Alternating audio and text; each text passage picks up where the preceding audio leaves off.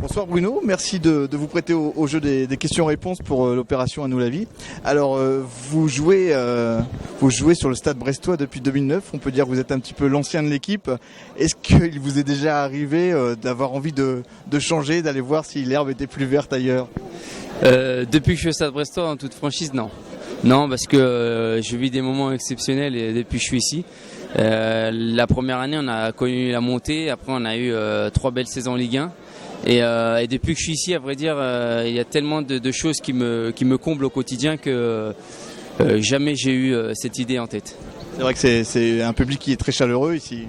Très chaleureux et qui nous soutient beaucoup, que ce soit dans les bons et dans les mauvais moments. Donc, et puis c'est un public de connaisseurs, donc on sait qui nous soutient et c'est vraiment une aide précieuse ici. D'accord. Alors est-ce que enfant vous rêviez d'être joueur professionnel ou alors c'est quelque chose qui vous est un petit peu tombé dessus par le fait du hasard? Forcément, on rêvait un petit peu. Après, j'en faisais pas une obsession, mais c'est vrai qu'on en rêvait parce que c'est quelque chose que on voyait de loin, mais en même temps, c'était extraordinaire. Moi, j'ai eu la chance d'être en centre de formation, donc tous les jours, on voyait les pros au quotidien. Et c'est vrai que c'est une envie qui est montée au fur et à mesure des années.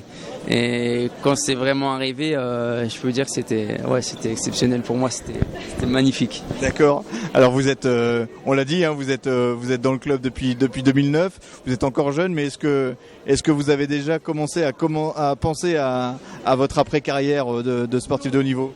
Ouais, bah forcément on y pense déjà dès les premières années qu'on signe pro, parce qu'on sait que ça reste assez court, donc j'y ai déjà pensé. Maintenant, en toute franchise, j'espère que ça sera le plus tard possible, parce que je prends tellement de plaisir au quotidien que j'ai pas envie que ça soit très vite. Donc on y prépare, mais on fait tout pour faire durer encore le plaisir. Alors, de manière tout à fait anecdotique, le groupe brestois hautement sympathique, la Lucha Libre, vous a écrit une chanson, en tout cas a écrit une chanson sur vous. Qu'est-ce que vous avez pensé de cette initiative pour le moins inhabituelle? Bah, honnêtement, au début ça m'a touché et puis ça m'a même gêné parce que c'est pas habituel.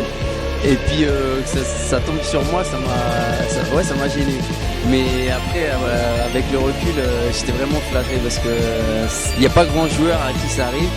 Et pour les avoir rencontrés, tu sais que c'est des gens qui nous fait ce qu'ils m'apprécient, c'est ce qu'ils m'ont dit. Et tu sens que c'est vraiment des fans, des gens vrais. Donc ça met encore plus de joie d'avoir eu cette chanson. Et puis moi je l'apprécie, j'aime bien, donc ça fait vraiment plaisir. Ouais, ça fait plaisir.